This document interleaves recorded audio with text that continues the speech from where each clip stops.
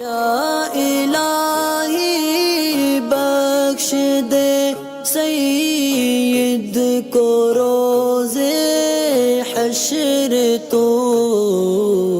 अच्छा, एक सवाल ये है कि औरत को आर्टिफिशियल जो है ना चोटी लगाना अपने बाल जिनके कम होते हैं और बालों की चोटी लगाना, क्या ये जायज़ है और कौन कौन सी जायज़ है, कौन कौन सी मना है?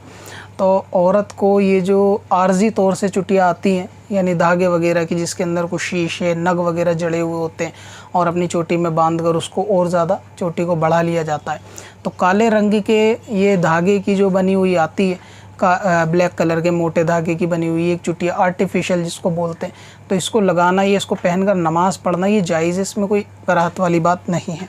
और जो इस तरीके के आर्टिफिशियल चुटिया आती है औरत की कि जो इंसानी बालों से बनी हुई होती है यानी औरत के बाल ही की बनी हुई होती है, तो उसको बालों के अंदर लगाना ये हराम है, ये जायज़ नहीं है।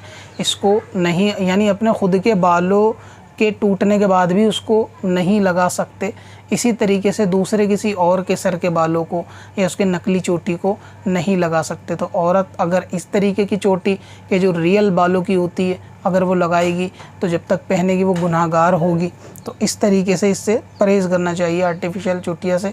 और अगर वो असली बाल नहीं है यानी औरत के बाल नहीं है बल्कि कोई और दूसरी चीज़ है, कोई रेशम है, धागा है या इस तरीके की कोई दूसरी चीज़ है कि जो बाल नहीं है और अब वो चीज़ चल चुकी है एक ऑप्शन के अंदर आर्टिफिशियल चुटिया में, तो उसको पहना जा सकता है, उसमें कोई कराहत नहीं है और उसको पहनने से कोई गुनाह नहीं है। अगर उसमें नग वगैरह शीशे वगैरह जड़े हुए होते हैं और भी तरह तरीके के डिज़ाइन होते हैं या मालाओं की मोतियों की लड़ी लगी हुई होती है, तो इस तरीके की आर्टिफिशियल भी होती हैं बहुत ज़्यादा फैशनेबल, तो इसको भी अगर औरत पहनना चाहे तो इसमें कोई कराहत नहीं है। बस असल बाल की नहीं होनी चाहिए, बाकी किसी भी और दूसरे धागे की हो तो चल जाएगी। कब से अपनी खताओं का शुमारा जाएगा।